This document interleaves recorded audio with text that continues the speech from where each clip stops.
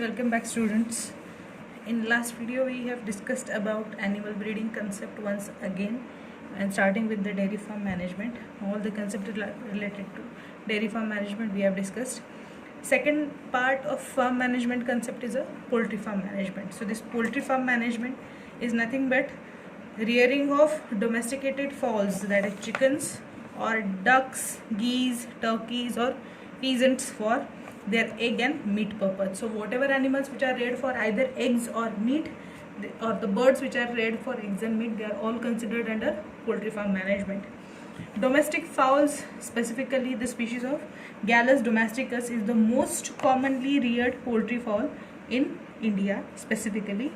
Steps in rearing are same as a dairy farm management, that is selection of breed, nutrition concept, spacing or housing of an animal, vaccination, water provision, cleanliness, hygiene. These all are the concepts which are same in dairy farm and poultry farm management.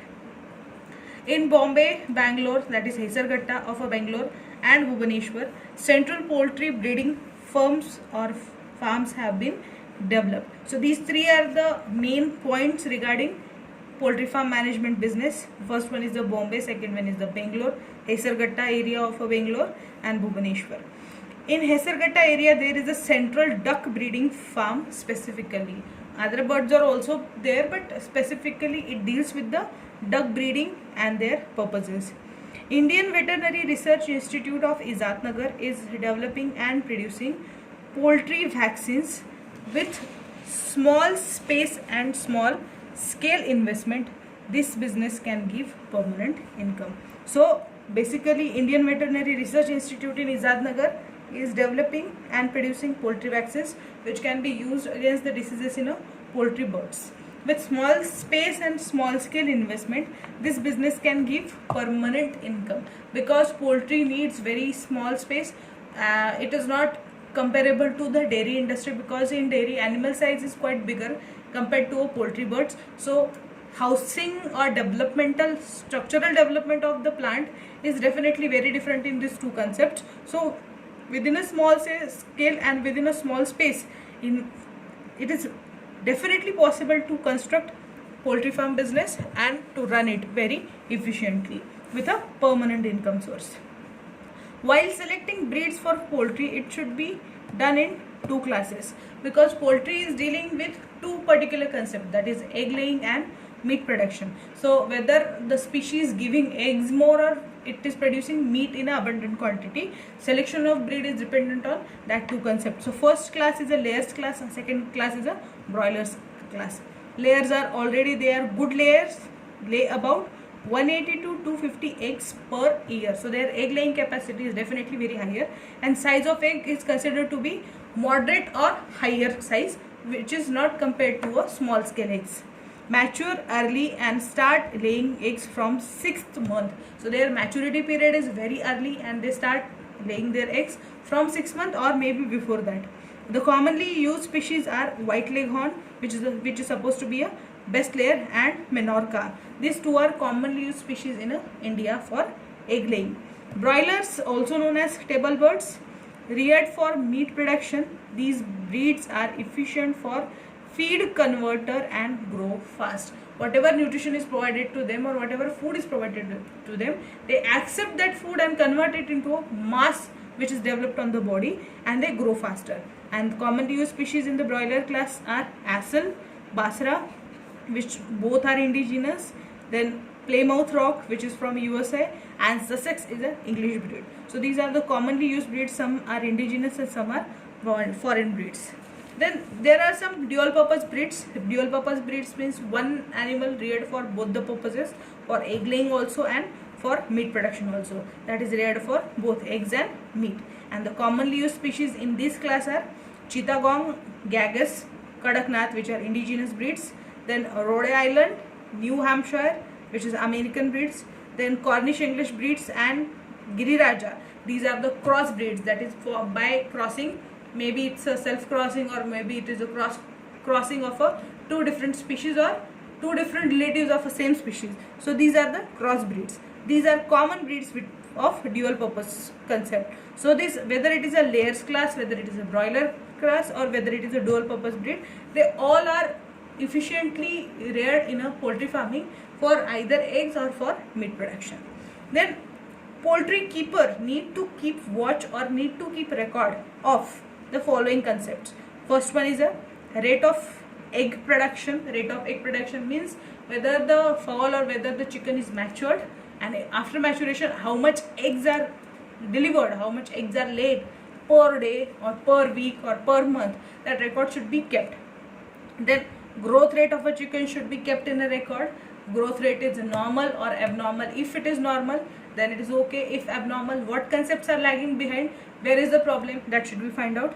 Number of good egg layers and slow egg layers, differentiating between that. If nutrition is provided in the same way to every egg or every fowl or every bird in the poultry, some are developing very faster but some lag behind. So differentiating between that and finding the issue or finding the problem with that, it is one of the second concept. Fast growing and slow growing chickens, that is in terms of a mass development in broilers class. If nutrition is provided to everyone, once again it is compulsory or it is mandatory to check out if there is any disease to a chicken. If one is affected, definitely there is a chance to affect every bird in that particular poultry farm. So checking that and classifying them into two different classes is also one of the important concept.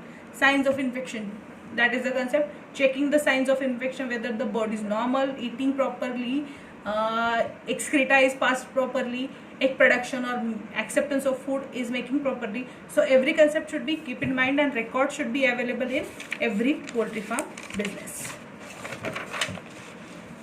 He has to remove or weed out the non-productive and sick birds, and the process is called as culling process.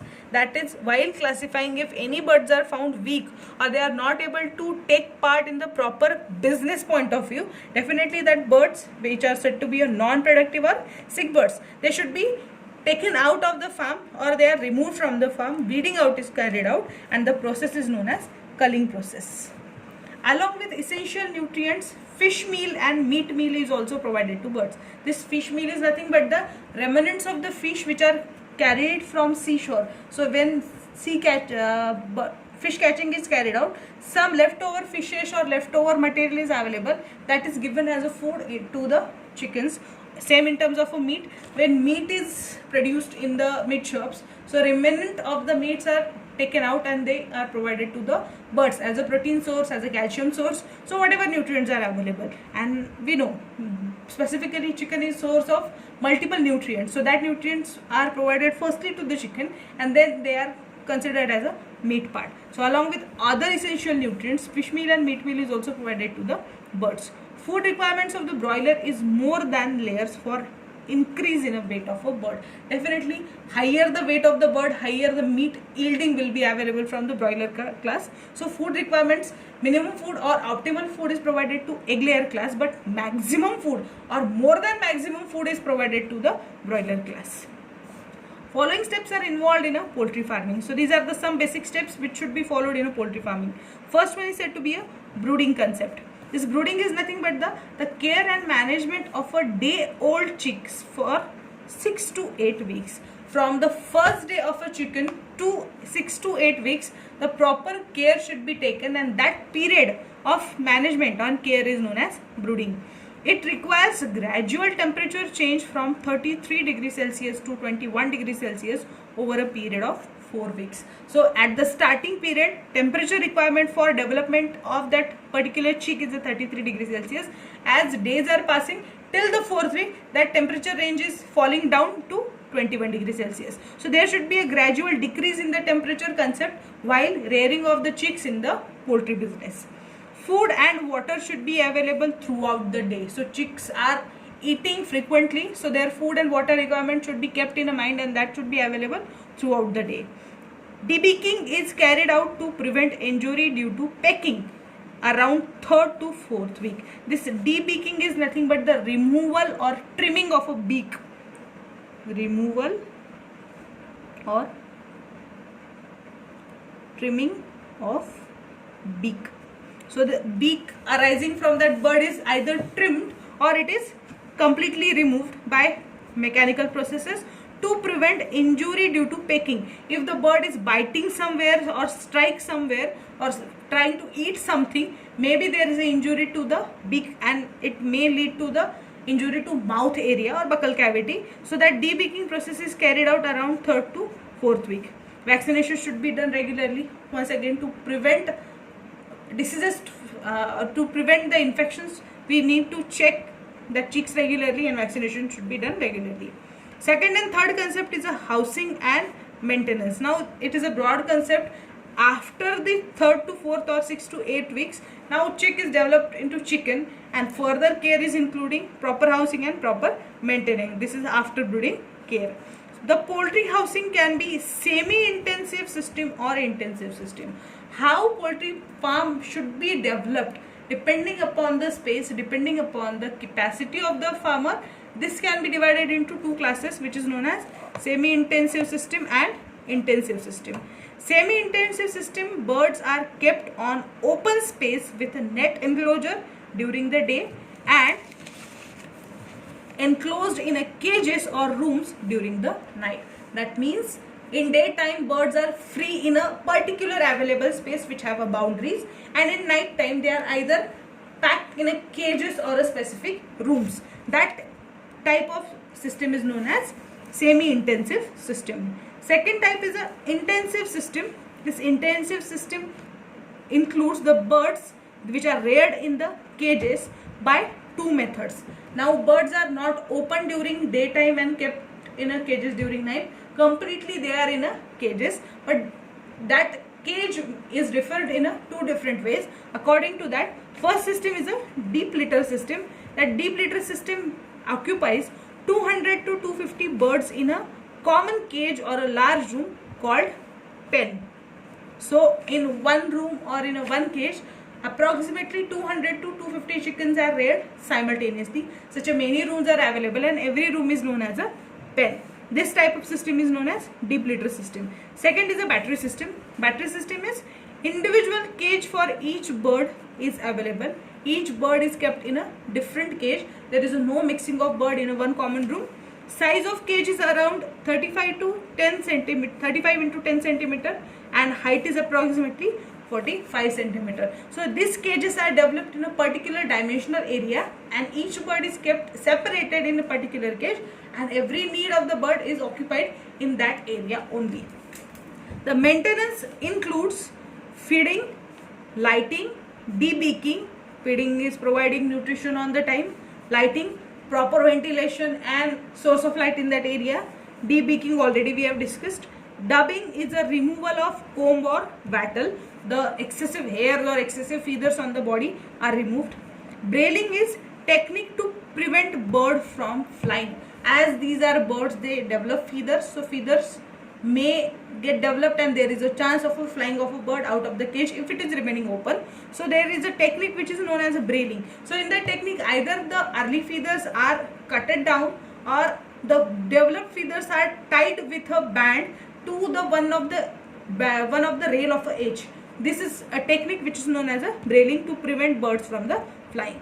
Next one is the sanitation. Hygiene of the area is once again very important, and culling process which we have discussed, that is nothing but the removing or weeding of a non-productive and sick birds. So these steps are, if these steps are followed properly, one by one and efficiently, the poultry farm business definitely gives very good efficient income to the farm management business. Some common diseases of a poultry are as follows. Example, fowl pox, ranicate disease which is very common, viral arthritis, fowl cholera, coryza, morellosis, salmonellosis, aspergillosis and bronchitis or etc. These are some of the common diseases which are observed in the poultry bird. So this poultry farm management is somehow like a dairy farm management, just some of the techniques are different, like debeaking, culling, dubbing, brailing. These are some different processes than dairy farm, but along with the dairy farm and poultry farm management, both combine to a farm management, that is a side business to a agricultural practices. So these two businesses may be efficiently developed by anyone if the techniques are properly available. And nowadays dairy business and poultry business are one of the growing industries or undertaken industries for economic point of view and need of the or need provision of a need of the every human individual for their food resource. Thank you.